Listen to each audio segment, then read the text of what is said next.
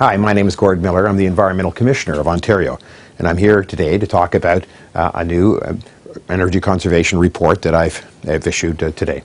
It is actually the second volume of my 2010 report on energy conservation. The first volume came out in May. This one includes much more detail about the actual results and for the government's programs of achieving energy conservation in Ontario. There are many interesting aspects of energy conservation and energy conservation generally in the report, and I urge you to go to www.eco.on.ca and have a look at the report. But today I want to talk about one feature, an important feature of energy conservation that is explained in the report and I think is of general interest. I want to talk about demand management. It's a key challenge in energy conservation in Ontario that we have to build our generation capacity to what we call the peak. You can't easily store electricity, so the amount of electrical generation we build is the amount we need at any maximum time. Well, of course, our demand for electricity really varies during the day and during the season.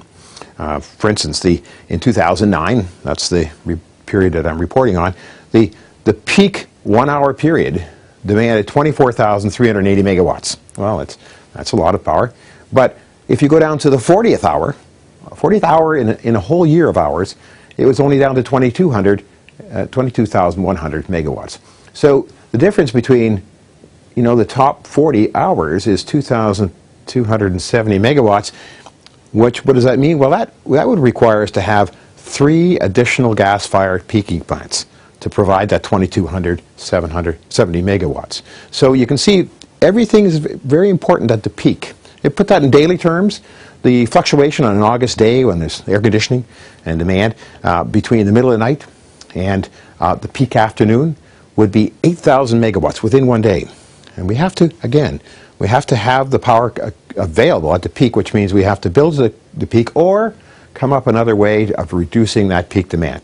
And one way we reduce that peak demand is something we call demand response programs. It's a kind of demand management.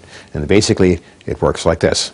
The Ontario Power Authority contracts with various companies who consume large amounts of electricity and who have the flexibility to either move a day shift to a night shift or just turn back their machines during the middle of the day, during the peak.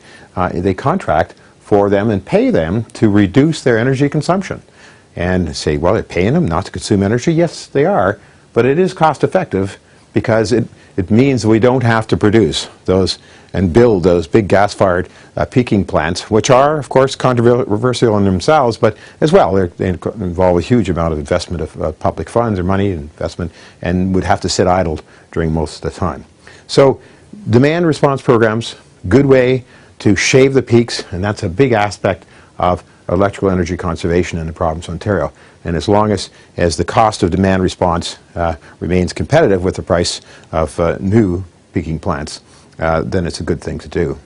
So that's one of the things we describe in detail in the report. If you want to learn about energy conservation in Ontario, there are many other aspects of energy conservation described in the report. I urge you to go to the website www.eco.on.ca and see for yourself.